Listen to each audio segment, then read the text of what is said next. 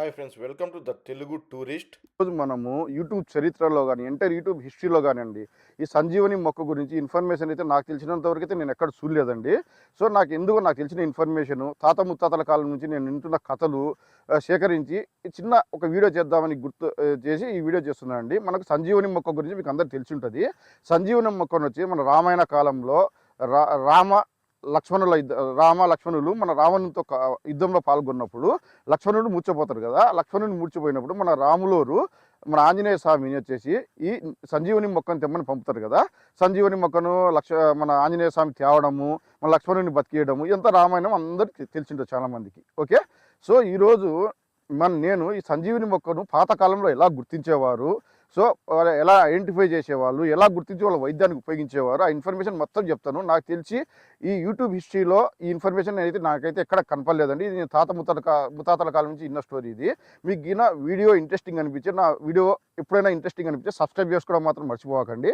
So పాతకాలంలో ఎట్లా అంటే మహర్షులు ఉంటారు కదా, రాయలీగల్ అని ఉండేది అనమాట, పెద్ద గద్ద. ఈ రాయలీగల్ అనేది దాదాపు అంతరించిపోయిన జాతి అంటారు చాలా. ఇక్కడ మీరు చూస్తున్నారు కదా, రాయలీగల్ అనేది ఈ విధంగా ఉంటుందండి, చాలా దాదాపు అంతరించిపోయింది. ఇక్కడ విజువల్స్ నా వెనకాల చూపెడుతున్నాను కదా, ఇక్కడ చూడండి ఇట్లా ఉంటుంది. అట్లా సంజీవని మొక్క విజువల్స్ కానీ చూపెడతాను నేను. విజువల్స్ ఈ విధంగా ఉండండి, రాయలీగల్ సంజీవని మొక్క ఈ విధంగా ఉంటాయి మనకు మంది.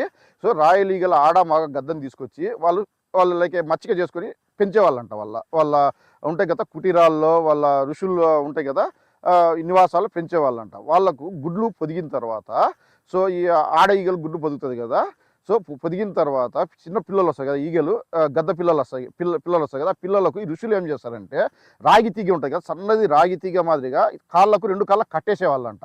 సో ఇవి ఎగరడానికి ట్రై చేసేటప్పుడు ముక్కుతో కొట్టుకొని కాళ్ళకు, సో అన్ని పుండు లెక్క అయిపోతుంది అనమాట. ఈ పుండు లెక్క అయిపోయినప్పుడు ఈ మగ తల్లి గద్ద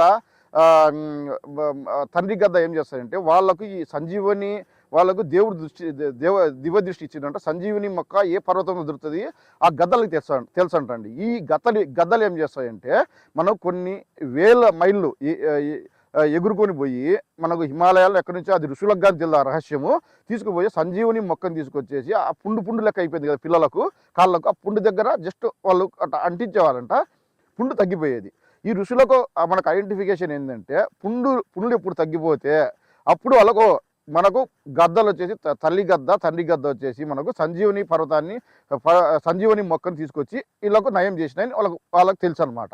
వీళ్ళు ఏం చేస్తారంటే అప్పుడు తండ్రి గద్దలను అంతా వదిలేసి ఆ గూడు ఉంటుంది కదా, వాళ్ళకు పక్షి గూడు ఉంటుంది కదా, గూడులోంచి మొక్కలు తీసుకొని సంజీవని మొక్కకు మనకున్న ప్రత్యేకత ఏంటంటే మనకు నీళ్లు ఉంటాయి కదా, నీళ్లు కిందికి వచ్చి సంజీవని మొక్కను ఇక్కడ వేసినామంటే మనం ఎదురుతుంది. సో ఎదురెళ్తుంది సంజీవని మొక్క. సో ఏ మొక్కకైతే ఎదురెళ్తుందో ఆ మొక్కను తీసుకొని వైద్యానికి ఉపయోగించేవారంట వాళ్ళు. సో అట్లా సంజీవని మొక్కను ఐడెంటిఫై చేసేవాళ్ళు. సంజీవని మొక్కకు వచ్చేసి మనము పురాతన గ్రంథాల్లో చాలా ప్రాముఖ్యత ఉందండి. సో మీకు ఈ స్టోరీ చాలా ఇంట్రెస్టింగ్ అనిపించే చాలా ఫ్రెండ్స్తో షేర్ చేయండి.